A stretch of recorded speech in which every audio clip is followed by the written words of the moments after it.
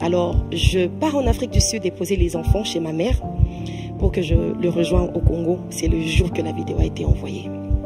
Et les gens ne le savent pas, mais on a ouvert cette vidéo ensemble. On était ensemble. Donc, sa petite sœur a appelé. Sa petite sœur est en train de crier au téléphone. On voit une vidéo qui circule sur les réseaux sociaux, c'est toi. Alors, à ce moment-là, moi et lui, on ne savait pas de quoi il s'agissait. Alors, il dit à sa petite sœur, on voit la vidéo, c'est quelle vidéo? Alors, il ouvre, il me dit, babe, viens voir. Et on ouvre, c'était sa vidéo.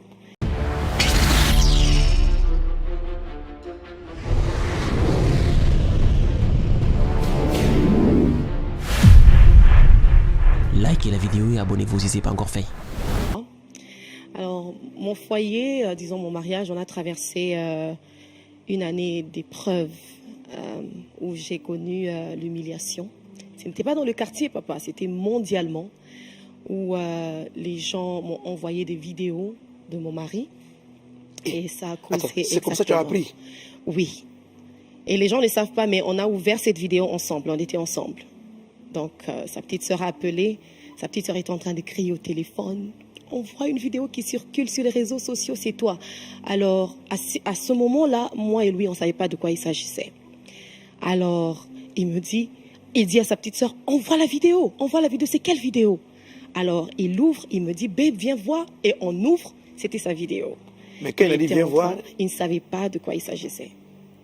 Donc, j'étais enceinte de 6 mois. Et on était au Congo pour le travail. Oh là là.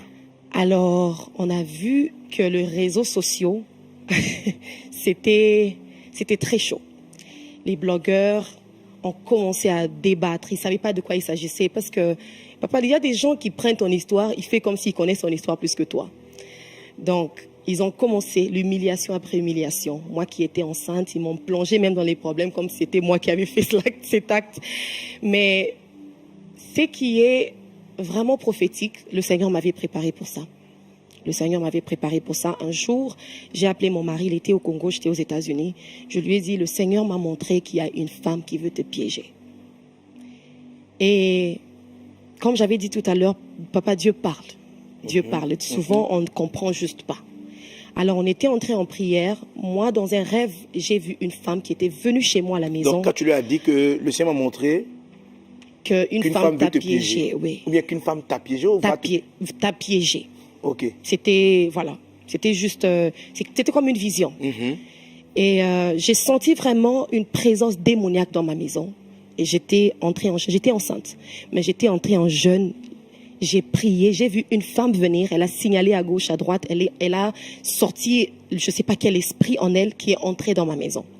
Alors j'ai demandé à mon mari si on pouvait entrer en prière, on est entré en prière, on a commencé à prier. Là, elle était au Congo, toi tu étais aux Il était au États-Unis. Congo. Donc vous avez prié Oui, en distance, okay. Voilà. Alors je pars en Afrique du Sud déposer les enfants chez ma mère pour que je le rejoigne au Congo. C'est le jour que la vidéo a été envoyée. Alors, long story short, on a traversé des moments très difficiles. Papa, ce qui est vrai, moi, Déborah Lukalu, comme je me connais, je n'allais jamais pardonner. Jamais. Mais la manière dont le Seigneur m'a calmé dans la tempête, qui est d'ailleurs, mon album s'intitule Trust in the Storm, qui veut dire le calme dans la tempête. Donc, faire confiance à Dieu dans la tempête. Une chose que je sais, Dieu ne nous entraîne pas. Les soldats ne sont pas entraînés pour la paix. Ils sont entraînés pour la guerre. Donc, moi, je savais déjà que j'étais en guerre et que je devrais me calmer, écouter mon mari, parce qu'il disait toujours qu'il devrait voir notre parrain. Il devrait voir notre parrain. Et il disait ça avant l'histoire? Avant cette histoire. Oui. Alors, il avait peur de me dire, et bon, long story short, comme je veux dire, papa, c'était très long. Ça a impliqué la famille. Donc, du coup, pour moi, j'ai voulu le divorce. Mais je regardais, papa, je me suis dit, j'ai vraiment écrit les bienfaits, les qualités de mon mari. Et j'ai écrit ses défauts. J'ai vu que ses qualités dépassaient les défauts. J'ai décidé de rentrer. Mais il y a un message que Dieu m'avait donné. J'avais enlevé ma bague, papa, j'ai pris mes habits, j'étais très fâchée. Les gens me voient sur les réseaux sociaux, ils croient que je n'avais rien fait. Mais it was a whole process. Je devrais me poser tant de questions si je devrais rester dans le foyer ou pas. Et c'était douloureux parce que j'étais enceinte un moment. Donc pendant 3 jours, mon bébé ne bougeait pas. It was hell in my marriage. C'était l'enfer dans son mariage. Voilà. Alors, mon mari m'a demandé pardon. Et papa, ce qui est bon dans ça, mon mari et moi, on a toujours cru dans le ministère de mariage. Donc, on tenait des conférences sur Instagram où on parlait sur le mariage. Beaucoup de gens disaient que c'était trop tôt pour nous de le faire parce qu'on avait 2 ans, 3 ans de mariage. On avait des messages. Toi, tu veux nous prêcher quoi? Tu n'as rien à nous dire. Ça fait seulement 3 ans que tu es marié. Moi, j'aime beaucoup le mariage. Jusqu'aujourd'hui, je dis, si je pouvais me remarier, j'allais toujours me remarier avec cet homme-là. Mais, malheureusement, ou je dirais heureusement, parce que ça nous a rendus très forts. Cette épreuve est venue et aujourd'hui, je suis en mesure de dire à une femme que c'est possible que tu traverses l'épreuve et que Dieu puisse te guérir. Je dirais encore, papa, que ce n'est pas le mariage qui te rend heureux. C'est 2 personnes heureuses qui rendent un mariage heureux. Donc, les gens me voyaient sur les réseaux sociaux, mais tu souris pourquoi? Tu fais semblant pourquoi? It's not marriage that makes me happy. It's God C'est pas le mariage that makes me happy. qui la rend heureuse, c'est Dieu qui la rend heureuse.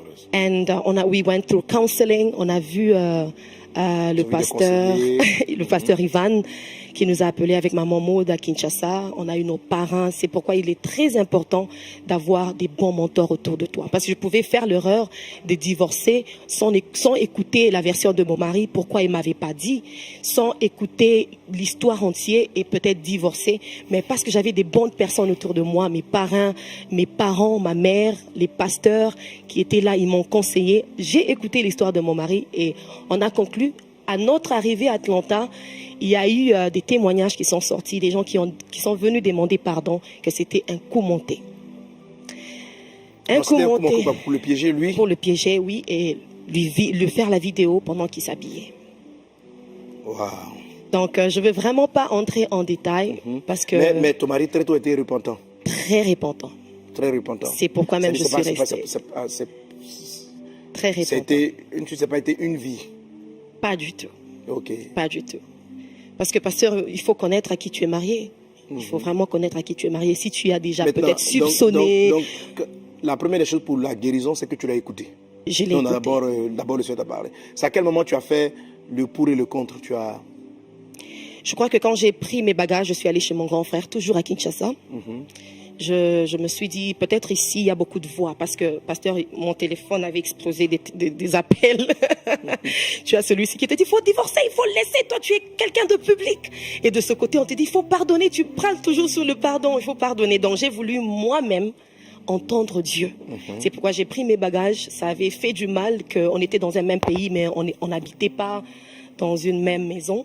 Je devrais moi-même écouter Dieu. Et j'ai entendu Dieu me dire, don't miss the price of your pain.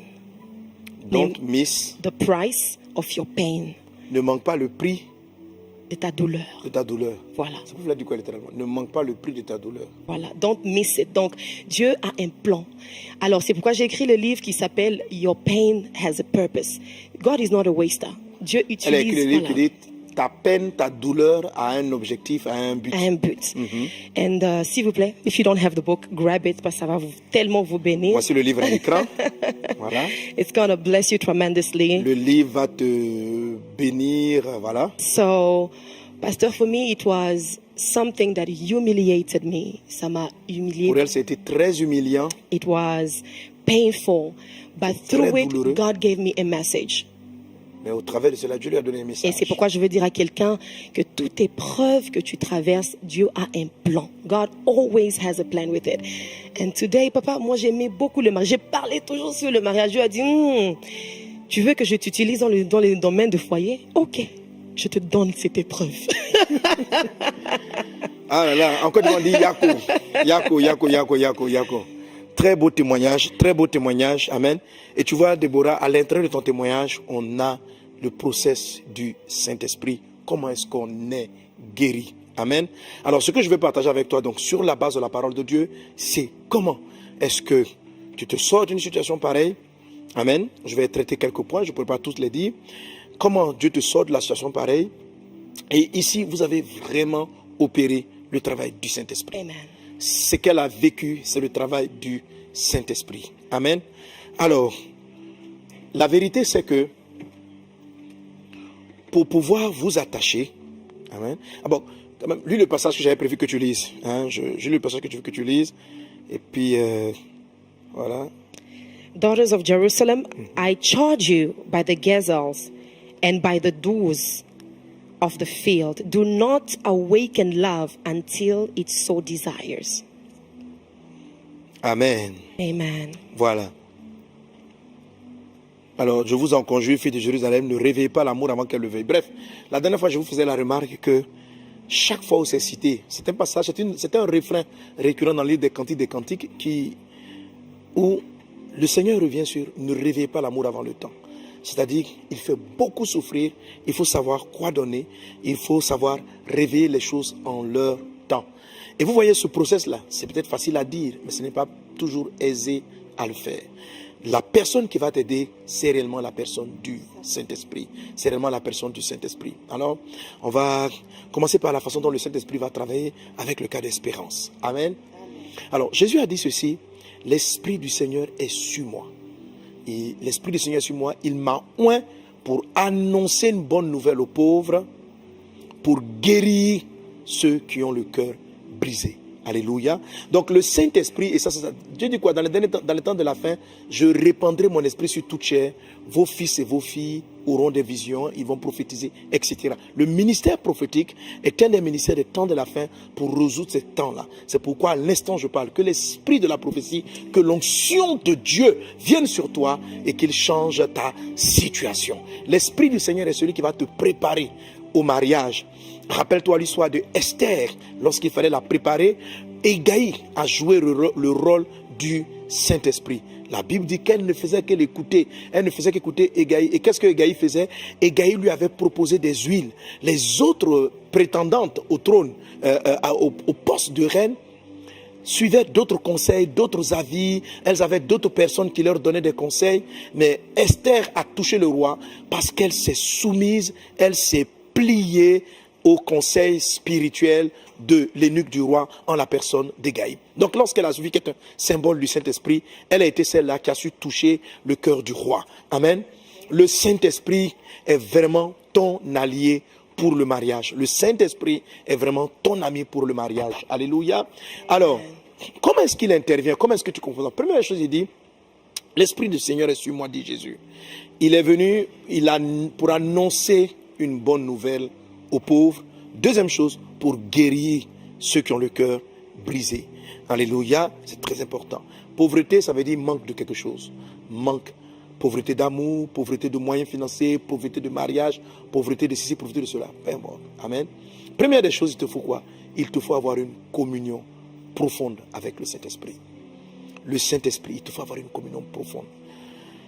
Amen. Avant ton mariage, quand tu traverses des moments, comme on dit, de chagrin d'amour, faites une chose. Alléluia. Venez pleurer devant Dieu. La Bible dit que nous ne savons pas ce qu'il convient de demander dans nos prières. Mais l'Esprit nous aide par des soupirs inexprimables pour exprimer les choses cachées. Si ton mariage tarde à se mettre en place, je t'assure que ça veut dire que quelque part tu as un cœur qui est brisé. La bonne nouvelle en ce qui concerne, c'est que Dieu te dit, tu vas te marier. Il n'est pas bon que tu sois seul. Ça, c'est la bonne nouvelle. Tu es pauvre, tu attends le mariage, mais il te dit, tu vas l'avoir. La deuxième chose qu'il va faire, c'est de traiter avec ton cœur. C'est de guérir ton cœur brisé. Parce qu'il continue dans le passage de Luc chapitre 4, là comme vous pouvez l'afficher, dans Luc chapitre 4, il termine en disant, pour annoncer une année de grâce du Seigneur, pour annoncer une saison de grâce, je déclare et j'annonce une saison de grâce sur ta vie. Mais pour ce faire, il y a un process qui...